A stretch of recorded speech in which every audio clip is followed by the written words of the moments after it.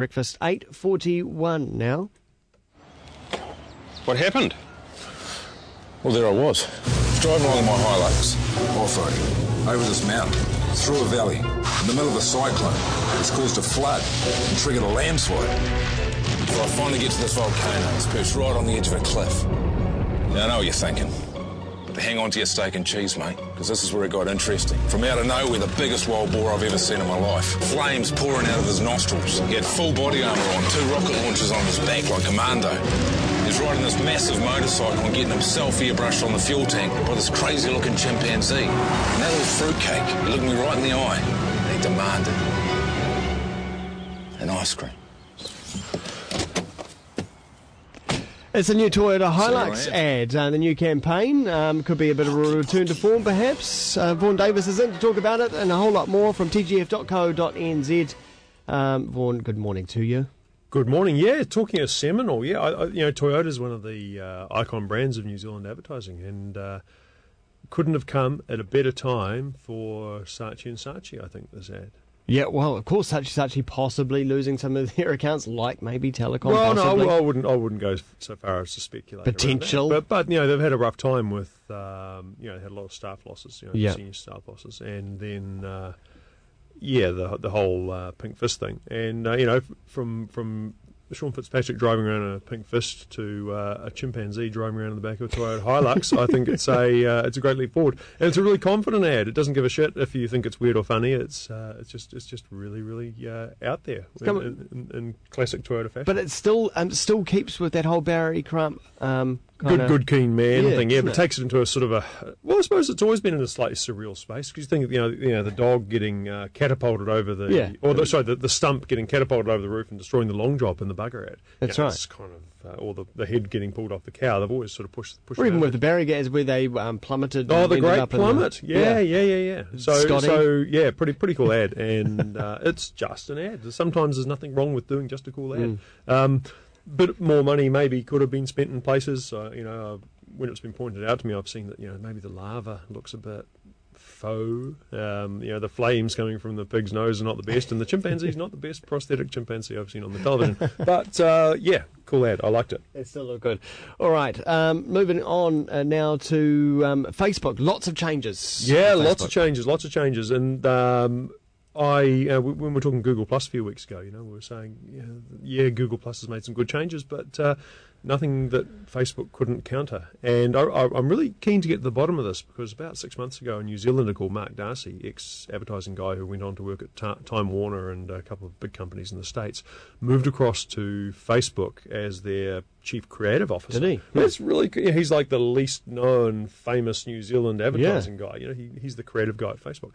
6 months later, this comes up, so I'd love to track him down and see if he's had a role in this. But what it's basically done is turned the sleepy old profile page, where you hardly ever go, it's just your stuff.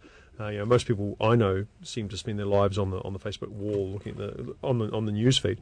It's turned your profile page into a blog. It's fantastic. And so we're looking at your on the video now, your profile page, which you've already enabled this thing called timelines. Yeah, timelines. So you have a bit of a hack. If you go to if you just search how to get new Facebook, you have a bit of a hack. And I think it's up on TechCrunch. Yeah, you become a developer basically, which is not hard, and it essentially formats your Facebook content from the present day right back to when you joined, but gives you the ability to add stuff right back to when you were born, which is pretty cool. And when you look at it, you're kind of looking back and you've got a real buzz of nostalgia, because it feels like it's a written and visual diary of your online life, and I really like it. I think it's rather than tinkering with the newsfeed, which they have been. They've been the newsfeed tinkers are a bit debatable, but I think the timeline / profile features are a winner. It almost makes having a blog redundant. It almost does, yeah. It's sort of part blog, part Facebook, part Flipboard. Sort of like scrapbook type stuff. Yeah. So it's a really good way of sort of pulling that multimedia together. It's a good move. It's nice, but it'll make some people kind of wonder. They're changing it again. Do I want to be inputting my content into this place? Yeah, but of course, you know, go walk the dog if you don't want to play on Facebook. You know, no one's got a gun to your head. Yeah, good point. All right, and there's a cool viral video going around where Don Draper, of course, from Mad Men, actually sells the timeline to his colleagues. The timeline, yeah, sort of a bittersweet, really nice mashup. Best mashup I've seen this week, apart from the Dirty Nigella. Have you seen Dirty Nigella? I have seen Dirty Nigella. Yeah, everyone's go search out. Dirty Nigella. It would probably make quite good radio, actually. But go search out the Dirty Nigella mashup if you've got a quiet moment at work. Yeah, the Don Draper Facebook sell, very very nicely done and quite insightful. So go and look for that. Right, moving on. Let's look now at back once again to Neck Minute. Neck Minute, yeah, everyone's cashing in on Neck Minute. There's been, I didn't count this morning, 700,000 views of Neck Minute. Everyone's using it, from politicians to celebrities are using it online.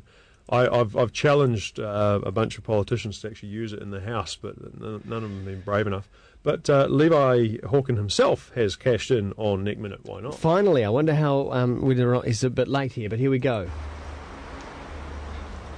Park the car outside Woolworth. Neck Minute. Neck Minute, he's looking at a bit of a rusty old heap of a car sitting in the corner.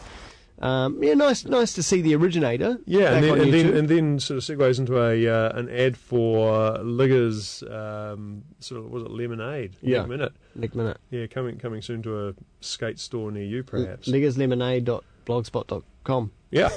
So why not? I mean, Mr. Vintage has brought out a T-shirt. It's all over the place, and now the man himself is cashing in. So okay, all right. We're straight off into aeroplanes now. First of all, the first takeoff of the ANA 787. Well, it's the delivery, actually, the handover. The thing's been flying around for a little while, but they flew it over to that's the departure takeoff to Tokyo. Is this the Dreamliner? What is this is the Dreamliner. Okay, the Dreamliner.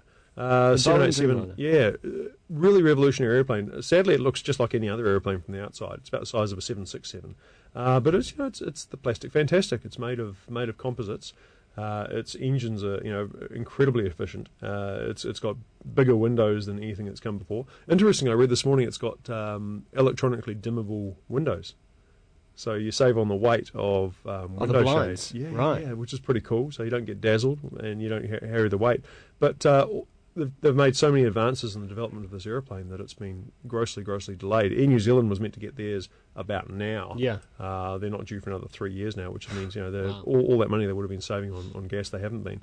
But all sorts of interesting little things in development, because no one's ever made a composite winged airplane, so they've had to test that thing to within an inch of its life. Does that mean that there's less joins? Yeah, far less joins. Yeah, right. Far fewer joins and far fewer fasteners as well. Tens of thousands of rivets and screws in a normal airplane, and far fewer in this. But also interesting technology things, and all their competitors, of course, have been complaining and challenging and trying to, which is mainly Airbus, raising safety concerns, including the main sort of flight data and control system shares the same network as the passenger internet access. So there's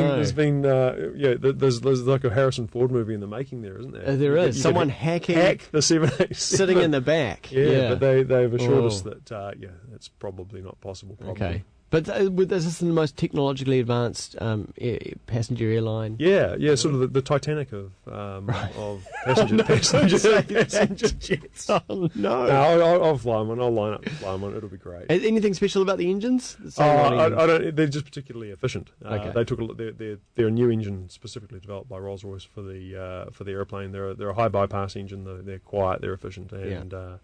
And that's what's delivering a lot of the savings, along with the whole aeroplane being a lot lighter than it normally would be for to carry that number of passengers that distance. So it saves you fuel as well. All right, finally, a couple of weeks ago we featured Jeb Corliss, the wingsuit skydiver guy, in one of his Daredevil stunts. He's done something else. We thought that was a Daredevil stunt, and this one has been on the TV news. But if you don't watch TV news, this crazy dude, Jeb Corliss, he flew his winged suit. So this is like a pair of overalls with sort of bit of a flap between ankle and wrist, basically.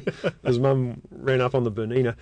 He jumped out of a helicopter in China and flew through this hole in the rock. This is like the hole in the rock, off the coast of New Zealand, except it's up in the mountains. And through he goes. That is nuts. And he's going at this amazing speed, and just with a slight error, and he would be splattered. Yeah, I mean, we can say that we watched his videos before he killed himself. Yeah. So we were there. Hey, there's other aviation news, of course. Yeah? The oh shit for the Wannaben boys, I think. Oh. Yeah. Right. Yeah, because you remember these guys staged the airport security breach last week before. Week before, I think. Yeah, where they tried to get through Auckland Airport. So all they did was walk in and get challenged and walk out. So this guy from Nelson by the name of Ethan Williams, who we talked about a few months ago, he went a bit further. He stole the pilot's uniform from the Aero Club. He taxied an aeroplane around. He stole a checkbook. He bought a car. He did the whole catch me if you can thing. Yeah. So he was sentenced for impersonating a pilot. And all those other things, to 2 years in pokey. 2 years. So there'd be a bit, but that news story would have been read very closely by the Wannaben crew, I think. Indeed. So we'll see. Something to worry about. All right, thank you very much, Vaughn. TGF.co.nz is where you head for a video version of this chat as well. Right now.